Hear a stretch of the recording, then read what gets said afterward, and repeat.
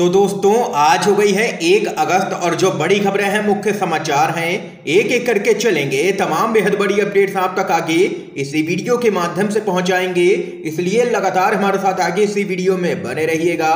तो वहीं दोस्तों, खबरों की तरफ बढ़ने से पहले आप लोगों से एक छोटा सा निवेदन है कि अगर आप लोग भी खुल करके देश भर में लगातार नफरत फैला रही गोदी मीडिया का पूर्ण तरीके से बहिष्कार करते हैं, विरोध करते हैं, तो अभी इस वीडियो को लाइक कीजिएगा, चैनल को फ्री में सब्सक्राइब करके बेल के आइकन को जरूर दबाइएगा दोस्तों, और कमेंट बॉक्स में कमेंट कीजिएगा। जय हिंद जय भारत। दरअसल दोस्तों, पहली बड़ी खबर आप लोगों को बताते चलें, झारखंड की हेमंत सोरेन सरकार गिराने के लिए 10 करोड़ और मंत्री पद का आश्वासन दिया गया भाजपा की तरफ से। कांग्रेस विधायक ने लगा दिए हैं गंभीर आरोप। जी हां दोस्तों, भाजपा है बैकफुट पर। खबर बताते चलें, पश्चिम बंगाल के हावड़ा जिले में झारखंड कांग्रेस के 3 विधायकों की गाड़ी में भारी मात्रा में कैश बरामद हुआ है। इस मामले में पुलिस ने तीनों ही विधायकों को गिरफ्तार कर लिया है और अब मामले की जांच यहां पर सीआईडी को सौंप दी गई है। इस बीच कांग्रेस आलाकमान ने तीनों ही विधायकों के खिलाफ बड़ी कार्रवाई करते हुए उन्हें पार्टी से तुरंत प्रभाव से निलंबित कर दिया है। इस पूरे मामले पर कांग्रेस का कहना है कि ऑपरेशन लोटस बेनकाब हो गया है। आगे बताते चले, कांग्रेस के विधायक कुमार जयमंगल सिंह ने पार्टी के 3 विधायकों के खिलाफ शिकायत पत्र लिखा है और आरोप लगाया है कि तीनों ने उन्हें गुवाहाटी ले जाने और मुख्यमंत्री हेमंत बिस्व शर्मा से मिलने के लिए कोलकाता बुलाया था। उन्होंने पत्र में लिखा है कि मुख्यमंत्री हेमंत बिस्व शर्मा ने कथित तौर पर नई सरकार में प्रति विधायक 10 करोड़ रुपए के अलावा एक निश्चित मंत्री पद का आश्वासन दिया, जो वर्तमान झारखंड मुक्ति मोर्चा और कांग्रेस सरकार को गिराने के बाद बन सकती है। ये यहाँ पर दोस्तों देख सकते हैं कि भाजपा एक बार फिर से बेनकाब हो चुकी है और झारखंड में भाजपा की तरफ से चलाया जा रहा था ऑपरेशन लोटस, जिसका यहाँ पर खुलासा हो चुका है और जिसके बाद इस पूरे मामले की जांच यहां पर सीआईडी को सौंप दी गई है। इस बीच एक और बड़ी खबर बताते चलें, अडानी और अंबानी आखिर कैसे हो गए इतने मालदार। राज्यपाल सत्यपाल मलिक ने एक बार फिर से साधा है मोदी सरकार पर निशाना। खबर आप लोगों को बताते चलें, मेघालय के राज्यपाल सत्यपाल मलिक ने मोदी सरकार पर एक बार फिर से निशाना साधा है। आप लोगों को बताते चलें, सत्यपाल मलिक ने कहा है कि जब सब बर्बाद हो रहे हैं देश में, तो प्रधानमंत्री मोदी बताएं कि अंबानी और अडानी कैसे लगातार मालदार हो रहे हैं। राज्यपाल सत्यपाल मलिक ने अंबानी अडानी पर निशाना साधते हुए कहा है कि देश के एयरपोर्ट, रेलवे, शिपयार्ड सरकार के दोस्त अडानी को बेचे जा रहे हैं। हमें देश को बिकने से रोकना होगा। उन्होंने कहा है कि अडानी ने किसानों की फसल सस्ते दाम पर खरीदने और महंगे दामों पर बेचने के लिए पानीपत में बड़ा गोदाम बनाया हुआ है। अडानी का ऐसा गोदाम उखाड़ फेंको, डरने की कोई भी जरूरत नहीं है। मैं आपके साथ जेल भी चलने को तैयार हूं। अडानी और अंबानी इतने मालदार आखिर कैसे हो गए हैं? जब तक इन लोगों पर हमला नहीं होगा तब तक ये लोग नहीं रुकेंगे। ये लोग देश को लूट के खा जाएंगे, सब कुछ बेच दिया जाएगा। ये यहाँ पर बड़ा बयान सामने निकल के आया है राज्यपाल सत्यपाल मलिक की तरफ से और उनका दो टूक कहना है कि जब देश में हर कोई बर्बाद हो रहा है तो प्रधानमंत्री मोदी बताएं कि अडानी और अंबानी दिन पर दिन कैसे मालदार होते जा रहे हैं। इस खबर पे आप लोगों की क्या कुछ राय है, जरूर बताइएगा कमेंट बॉक्स में। अगली अपडेट की तरफ बढ़ते हैं। मुमकिन है कि किसी दिन श्रीलंका की तरह पीएम मोदी के घर में भी घुस जाएं लोग। लोकतंत्र में खो चुके हैं पूरी तरह से विश्वास। ओवैसी का केंद्र की मोदी सरकार पर बड़ा हमला। खबर आप लोगों को बताते चलें, एआईएमआईएम के प्रमुख असदुद्दीन ओवैसी ने एक कार्यक्रम में केंद्र सरकार पर निशाना साधा है। उन्होंने कहा है कि संसदीय लोकतंत्र से लोगों का भरोसा उठ रहा है।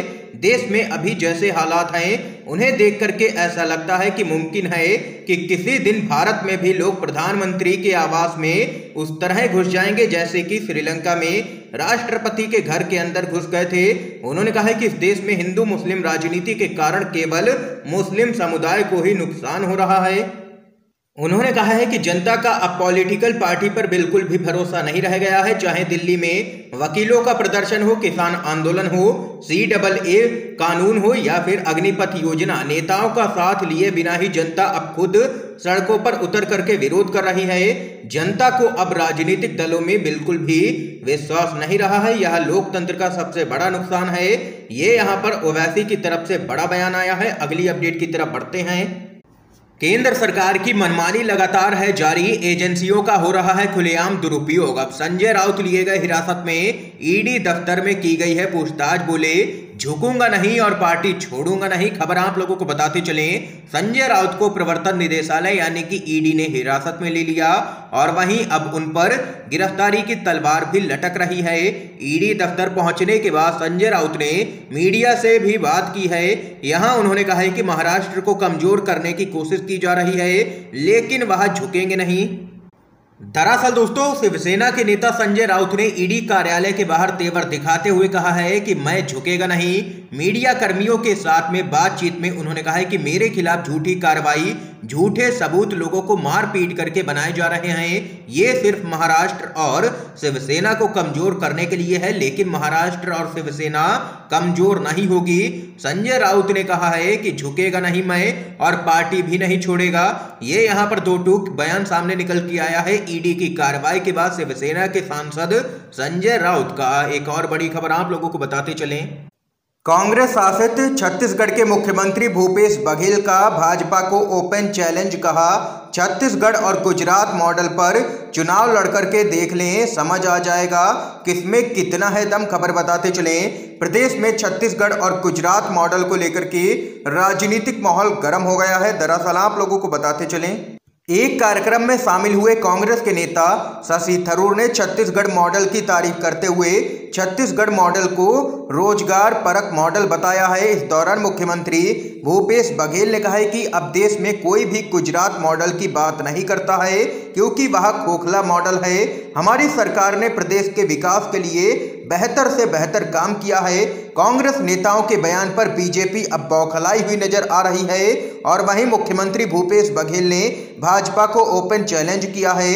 सीएम भूपेश बघेल ने कहा है कि छत्तीसगढ़ और गुजरात मॉडल पर चुनाव लड़कर के देख लें, समझ आ जाएगा लोग किस मॉडल को पसंद करते हैं। ये यहाँ पर दोनों मॉडल पर किसी भी प्रदेश में मतदान करवा करके देख लें। ये यहाँ पर खुला चैलेंज दे दिया है छत्तीसगढ़ के मुख्यमंत्री भूपेश बघेल ने भाजपा को। इस बीच एक और अपडेट आप लोगों को बताते चलें, एमएसपी को लेकर के एक बार फिर से सड़कों पर उतरे हैं अन्नदाता। पूरे पंजाब में संयुक्त किसान मोर्चा का रेल रोको आंदोलन। खबर आप लोगों को दोस्तों बताते चलें, फसलों के न्यूनतम समर्थन मूल्य को लेकर के अन्नदाता एक बार फिर से सड़क पर उतर आए हैं। संयुक्त किसान मोर्चा के नेतृत्व में किसानों ने पूरे पंजाब में रेल रोको आंदोलन किया है। संयुक्त किसान मोर्चा ने एमएसपी को लेकर के राष्ट्र विरोधी प्रदर्शन का ऐलान किया था, लेकिन सिर्फ पंजाब में ही विरोध प्रदर्शन किया गया है किसानों की तरफ से।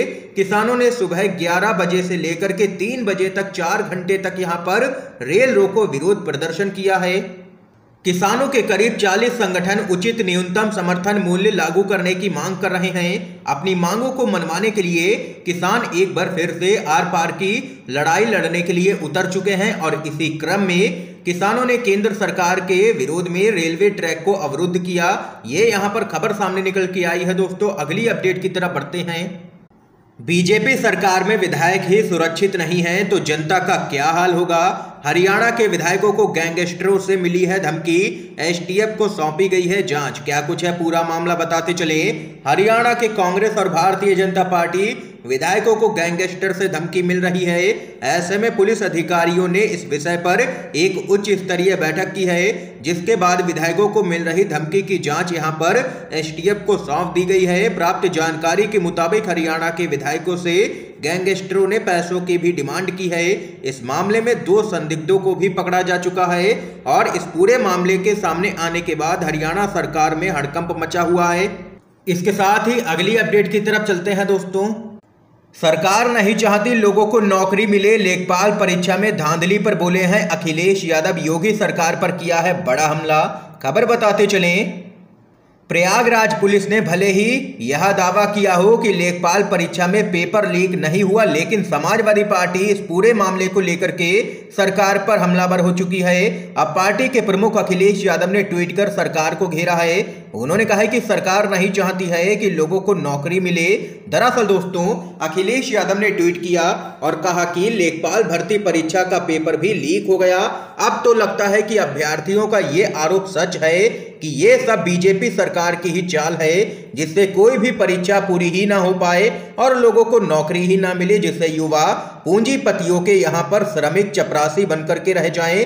बीजेपी वेतन पेंशन के खिलाफ है। आपको बता दें कि इससे पहले समाजवादी पार्टी लगातार यहां पर योगी सरकार पर तमाम मुद्दों को लेकर के हमलावर रही है और योगी सरकार के कार्यकाल में लगातार देखा जा रहा है कि जितनी भी भर्ती परीक्षा के पेपर होते हैं वहां लीक हो रहे हैं, जिसके बाद यहां पर अखिलेश यादव एक बार फिर से हमलावर हैं यूपी की योगी सरकार पर। इस समय की दोस्तों आज की सभी बड़ी खबरें थी, मुख्य समाचार थे जो हमने आप लोगों तक पहुंचाए हैं UNVDB के माध्यम से।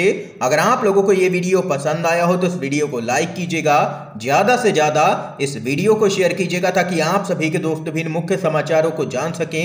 वीडियो देखने के लिए दोस्तों आप सभी का बहुत बहुत धन्यवाद।